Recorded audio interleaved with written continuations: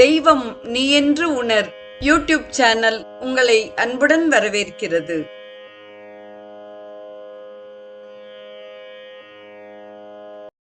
வாழிய செந்தமிழ். அன்பு நிறை உள்ளங்களுக்கு அன்பார்ந்த வணக்கங்கள். வாழ்ந்து காட்டிய வள்ளல்கள் வரிசையில் நாம் திருமுருக கிருபானந்த வாரியார் சுவாமிகளின் வாழ்க்கை வரலாற்றை சிந்தித்துக் கொண்டிருக்கிறோம். இன்றைய நிகழ்வு 4ஆம் பகுதியாக அமைகிறது. அருணகிரிநாதரின் திருப்புகழ் பாடல்களில் வாரியாருக்கு தனித்திறமையும் புலமையும் இருந்தது. அதுபோல் அருணகிரிநாதரிடம் கிருபானந்த வாரியாருக்கு அலாதியான ஈடுபாடு இருந்தது. கனவில் அருணகிரிநாதரை தரிசிக்க வேண்டுமென்று வாரியார் விரும்பினார். வாரியார் ஒரு நாள் இரவு வயலூர் முருகன் கோவிலில் படுத்து உறங்கிய பொழுது அருணகிரிநாதர் அவருடைய கனவில் வந்தார். விசித்திரமான அந்த கனவை இங்கே நாம் காண்போம். வாரியார் காங்கேயநல்லூர் அருணகிரிநாதர் சந்நிதியில் நிற்கிறார். எதிரில் உள்ள அருணகிரிநாதர் சிலாமூர்த்தம் சற்றே சாய்ந்து காணப்படுகிறது. அஷ்டபந்தனம் சரியாக இல்லை போலும் என்று வாரியார் எண்ணுகிறார். மீண்டும் சிலாமூர்த்தம் நிமிர்ந்து விட்டது. வாரியாரை அருகில் அழைத்து, நான் பசியாக இருக்கிறேன், எனக்கு கொஞ்சம் அன்னம் கொடு என்று அருணகிரிநாதர் கூறுகிறார். வாரியார் அருகில் நின்ற திருமா மணவாள சிவத்தை அழைக்கிறார். தம்பி, வீட்டுக்கு சென்று அம்மாவிடம் கேட்டு கொஞ்சம் அன்னம் கொண்டு வா, சுவாமிகள் பசியாக இருக்கிறார் என்று வாரியார் கூறுகிறார். இப்போது மாலை 3 மணி, வீட்டில் அன்னம் இல்லையாம் என்று வாரியாரின் தம்பி கூறுகிறார். அன்னம் இல்லாவிட்டால் உப்புமா செய்து தரச் சொல், எனக்கு மிகவும் பசியாக இருக்கிறது என்கிறார் அருணகிரி. தம்பி, அம்மாவிடம் சொல்லி உடனே உப்புமா செய்து வாங்கி வா என்று வாரியார் கூறுகிறார். திரும்பி வந்த தம்பி, வீட்டில் கோதுமை ரவை இல்லை, அரிசி நொய்தான் உள்ளது, அரிசி உப்புமா செய்து தரவா என்று அம்மா கேட்டு வரச் சொன்னார் என்கிறார்.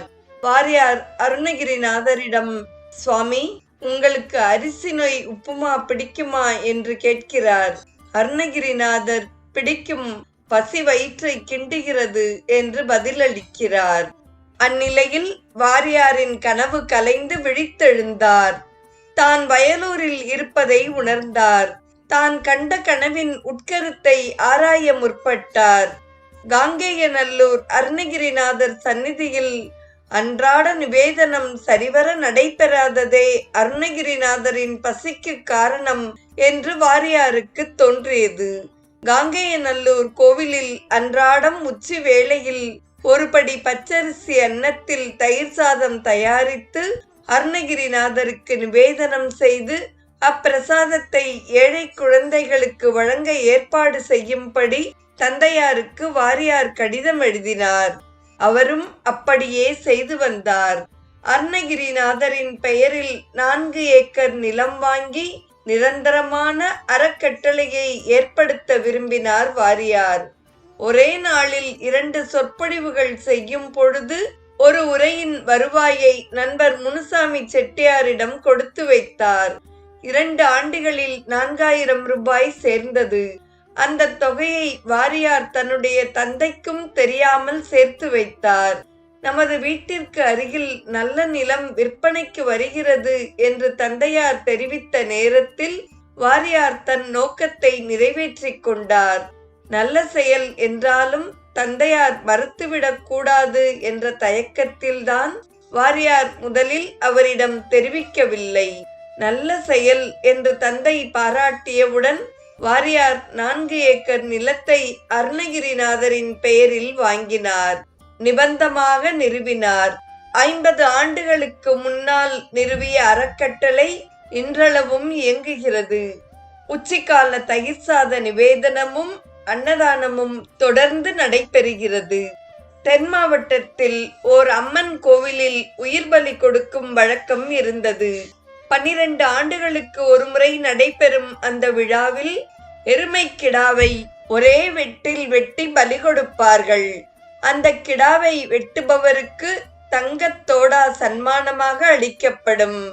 மறைமலை அடிகளின் மாப்பிள்ளை திருவரங்கம் பிள்ளை அவர்கள் தெய்வத்தின் பெயரால் பலியிடும் கொடுமையை நிறுத்த வேண்டுமென்று விரும்பினார்.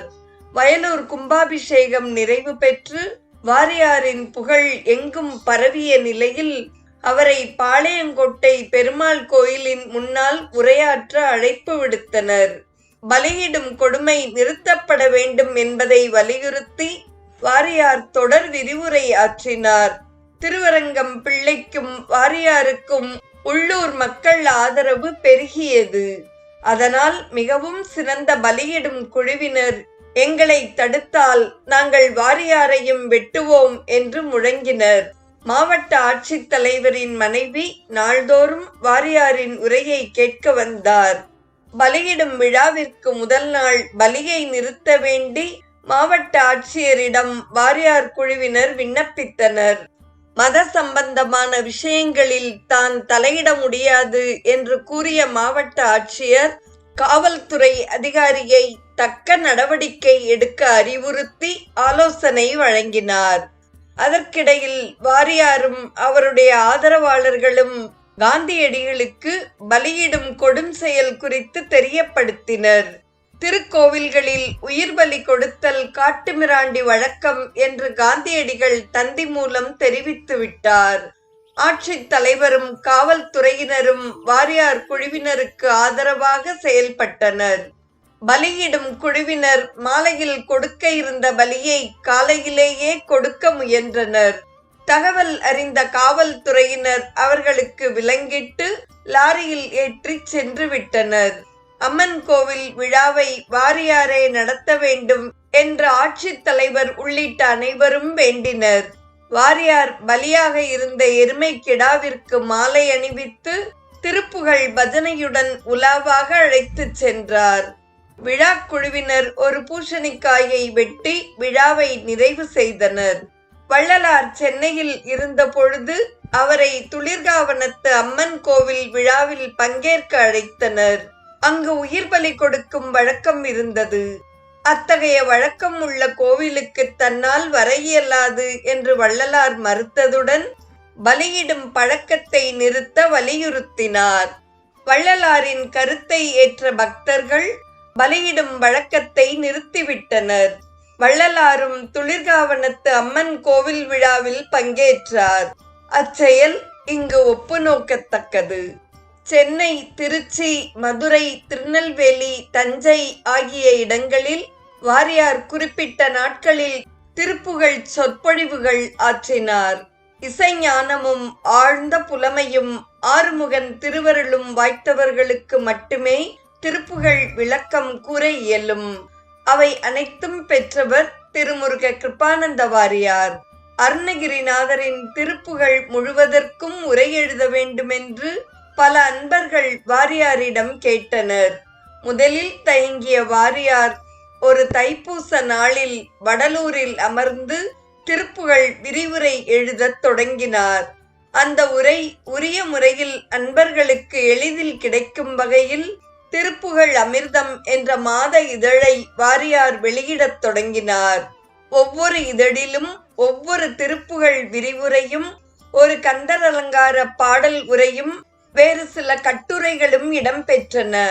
தொடர்ந்து 37 ஆண்டுகள் வெளியான திருப்புகழ் அமிர்தம் இதழில் 6 படை வீடுகளுக்குரிய பாடல்களும் பஞ்சபூத தலங்களுக்கு உரிய பாடல்களும் விரிவுரையுடன் வெளிவந்தன.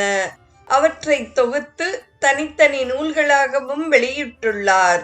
திருப்புகழை விளக்கி பேசுபவர்களும் பாடலை பாடுபவர்களும் வாரியார் நூல்களையே விரும்புகின்றனர்.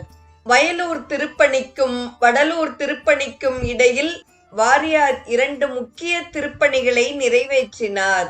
சென்னை புரசைவாக்கத்திற்கு வடக்கே சண்முக ஞானபுரம் என்ற குயப்பேட்டையில் கந்தசாமி கோவில் என்ற முருகன் திருக்கோவில் உள்ளது.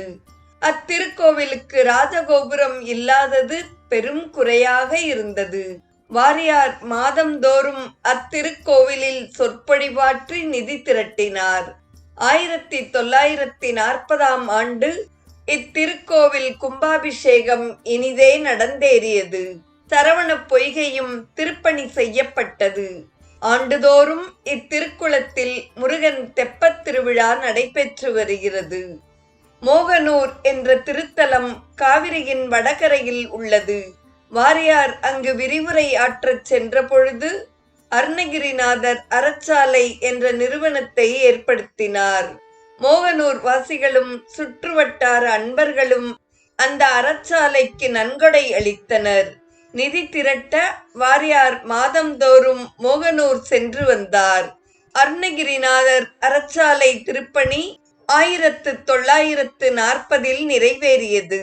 காஞ்சி சங்கராச்சாரியார் சந்திரசேகரேந்திர சுவாமிகள் அருணகிரிநாதர் அறச்சாலையில் தங்கி சந்திரமௌலீஸ்வரர் பூஜை செய்தார்கள்.